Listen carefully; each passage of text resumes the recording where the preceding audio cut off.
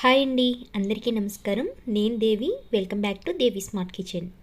ఈరోజు వీడియోలో కూడా ఎప్పట్లాగే అందరికీ ఉపయోగపడే మంచి మంచి చిట్కాలను అయితే మీ ముందుకు తీసుకువచ్చానండి. సో వీడియోని ఎక్కడ స్కిప్ చేయకుండా చివరి వరకు చూసేయండి.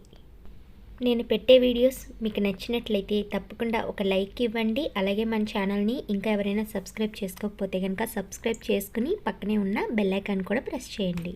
ఇంకా లేట్ చేయకుండా వీడియోలోకి అయితే వెళ్ళిపోదాం. ఇందులో ఫస్ట్ టిప్ వచ్చి మన ఇంట్లో ఉన్న నిమ్మకాయలు ఇలా పచ్చగా ఉండి గట్టిగా ఉంటే కనుక నిమ్మరసం అనేది అంత ఈజీగా రాదండి, చాలా తక్కువ కూడా వస్తుంది. అటువంటప్పుడు ఈ టిప్ అయితే ట్రై చేసి చూడండి. ఇక్కడ నిమ్మకాయకి ఇలా చాకుని గుచ్చుకుని స్టవ్ ఆన్ చేసుకుని ఈ మంట మీద నిమ్మకాయని ఒక 5 to 6 సెకండ్స్ పాటు హీట్ చేస్తే కనుక సరిపోతుందండి. ఇలా పచ్చిగా ఉన్న నిమ్మకాయలే కదండి, ముగ్గిన నిమ్మకాయలు కూడా అవి ఒక్కొక్కసారి గట్టిగా ఉంటాయి. అటువంటప్పుడు ఈ టిప్ని అయితే ట్రై చేసి చూడండి. ఇలా హీట్ చేసుకున్న నిమ్మకాయని ఇప్పుడు స్టవ్ ఆఫ్ చేసేసుకుని ఒక దలసరి క్లాత్తో తుడుచుకుంటే కనుక ఇందులో ఉన్న వేడి మొత్తం పోతుందండి. ఇప్పుడు ఈ నిమ్మకాయని కట్ చేసి మీకు జ్యూస్ తీసి చూపిస్తానండి. ఇలా చేయడం వల్ల గట్టిగా ఉన్న నిమ్మకాయ మెత్తగా అవడమే కాదండి, దీని నుంచి నిమ్మరసం కూడా మనకి ఎక్కువ క్వాంటిటీలో వస్తుంది. చూసారు కదండి ఎంత ఈజీగా మనం నిమ్మరసాన్ని తీసుకున్నామో. ఇప్పుడు సెకండ్ టిప్ వచ్చి కళ్ళద్దాలకి ఇక్కడ నోస్ ప్యాడ్స్ ఉంటాయి కదండి, ఇవి పెట్టుకున్నప్పుడు అప్పుడప్పుడు ఒక్కొక్కసారి ఏం జరుగుతుందంటే చెమట వలన కానీ లేదా వేరే కారణం వలన కానీ ఇక్కడ మనకి మంట అయితే పుడుతుంది, స్కిన్ కూడా నలిగినట్టు అనిపిస్తుంది, లేదా దురద రావడం ఇలాంటివన్నీ జరుగుతూ ఉంటాయండి. అందులోకి ఇప్పుడు ఎండాకాలం కాబట్టి చెమట పట్టేస్తే మరి దురద కానీ మండిపోయినట్టు లేదా కందిపోయినట్టు అయిపోతుంది స్కిన్ అంతా. అలా కాకుండా ఉండాలంటే ఈ టిప్ అయితే ట్రై చేయండి. మన ఇంట్లో ఉన్న టాల్కమ్ పౌడర్ని ఈ నోస్ ప్యాడ్స్ మీద ఈ విధంగా అప్లై చేసుకుని మనం కళ్ళజోడు పెట్టుకుంటే కనుక అటువంటి ప్రాబ్లమ్స్ నుంచి బయటపడవచ్చు. కళ్ళజోడు డైలీ పెట్టుకునే వాళ్ళు ఈ టిప్ అయితే ట్రై చేసి చూడండి, తప్పకుండా వర్కౌట్ అవుతుంది. ఇప్పుడు థర్డ్ టిప్ వచ్చి మన ఇంట్లో కుక్కర్స్ ఉంటాయి కదండి, ఈ కుక్కర్కి ఉండే మూత అప్పుడప్పుడు దీనికి ఉన్న హ్యాండిల్ అయితే మనం ఎంత టైట్ చేసినా కానీ లూజ్ అయిపోతూనే ఉంటుంది. ఈ బోల్ట్ని ఎన్నిసార్లు టైట్ చేసినా కూడా అది మాటి మాటికి అయితే లూజ్ అయిపోతూ ఉంటుంది. మనం హడావుడిగా వంట చేస్తున్నప్పుడు ఈ బోల్ట్ లూజ్ అయిపోయి ఇబ్బంది పెడుతుంటే మనకి చాలా చికాగ్గా ఉంటుందండి. దీనికోసం ఈ టిప్ అయితే ట్రై చేసి చూడండి. ఏమీ లేదండి, ఒక వెల్లుల్లి రెవ్వలను తీసుకుని దీని నుంచి ఒకసారి క్రష్ చేసుకోవాలండి. ఇది క్రష్ చేసుకుంటే దీనిలో ఉన్న రసం బయటకు వస్తుంది కదా. ఇప్పుడు కుక్కర్కి ఉన్న హ్యాండిల్ మొత్తాన్ని కూడా ఈ బోల్ట్ని తీసేసి పూర్తిగా సెపరేట్ చేసేయండి. ఇప్పుడు ఈ వెల్లుల్లి రవ్వలో ఉన్న రసం మొత్తం కూడా ఈ బోల్ట్కి బాగా అప్లై చేయండి. ఇప్పుడు ఈ బోల్ట్ని కుక్కర్ మూతికి ఎలా ఉందో అలాగే టైట్ చేసేసుకోండి. మనం ఈ చిట్కాని యూజ్ చేయడం వలన కుక్కర్ మూత ఎప్పటికీ కూడా లూజ్ అయితే అవ్వదు. ఈ చిట్కాని కూడా ఈ ప్రాబ్లం ఫేస్ చేసే వాళ్ళందరూ కూడా తప్పకుండా ట్రై చేసి చూడండి. ఇప్పుడు నెక్స్ట్ టిప్ వచ్చి మన ఇంట్లో సోప్ బాక్సెస్ అయితే ఉంటాయి కదండి, దీని నుంచి సోప్ తీసుకున్న తర్వాత ఈ బాక్స్ని అయితే పాడేస్తూ ఉంటాము. అలా పడేయకుండా ఈ సోప్ బాక్స్తో మంచి చిట్కాని అయితే చెప్తాను చూడండి. పిల్లలకి స్కూల్కి పట్టుకెళ్ళే నాప్కిన్స్ ఉంటాయి కదండి, ఈ నాప్కిన్స్ ఈ సోప్ బాక్స్లో పెట్టేయండి. అంటే ముందు రోజు సోప్ బాక్స్లో పెట్టేసుకుని నెక్స్ట్ డే వాళ్ళు స్కూల్కి వెళ్ళే ముందు ఇవ్వండి.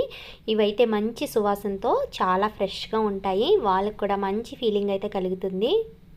నేనైతే ఈ సోప్ బాక్స్లో ఉన్న స్మెల్ పోయేంత వరకు కూడా ఈ విధంగానే చేస్తూ ఉంటానండి.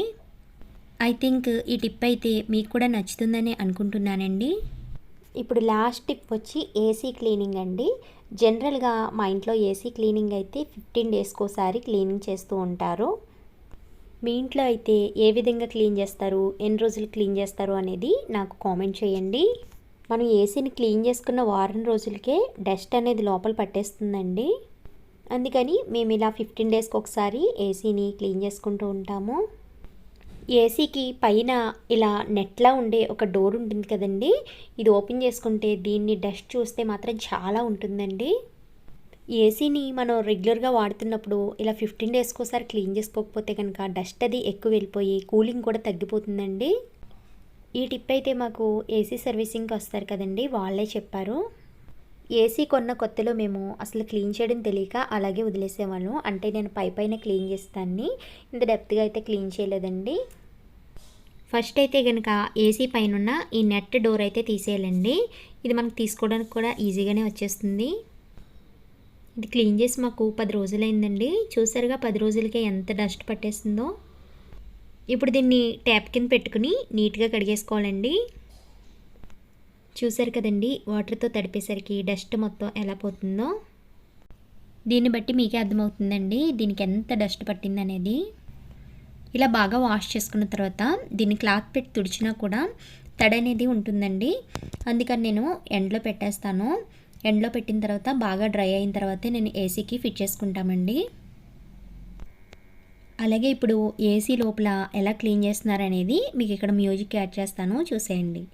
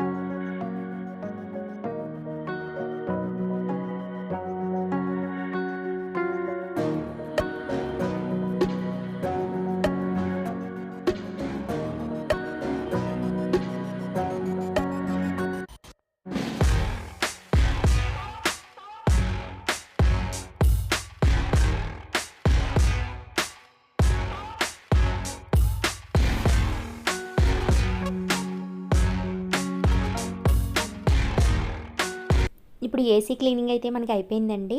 మనం ఇప్పుడు ఎండలో పెట్టుకున్నది కూడా బాగా డ్రై అయిపోయింది. ఒకసారి పొడి క్లాత్తో తుడిచేసుకుని ఇప్పుడు ఏసీకి ఫిట్ చేసుకుందాం. ఇలా ఫిట్ చేసేసుకున్న తర్వాత నెక్స్ట్ మనం ఏసీని ఆన్ చేసుకున్నప్పుడు అందులోంచి ఎంతో కొంత డస్ట్ అనేది బయటకు వస్తుందండి. అందుకోసం ఇలా క్లీనింగ్ అయిపోయిన వెంటనే బెడ్రూమ్లో ఉన్న కిటికీ డోర్లన్నీ కూడా ఓపెన్ చేసేసుకుని ఏసీని 5 నిమిషాల పాటు ఆన్ చేసుకుని ఉంచుకోండి. 5 నిమిషాల తర్వాత ఆఫ్ చేసుకోండి. ఇలా చేస్తే కనుక మనం నెక్స్ట్ పడుకునేటప్పుడు ఏసీ ఆన్ చేసుకున్నప్పుడు ఫ్రెష్ ఎయిర్ అయితే మాత్రం వస్తుందండి. మేమైతే ఎప్పుడు ఇలాగే చేస్తూ ఉంటాము.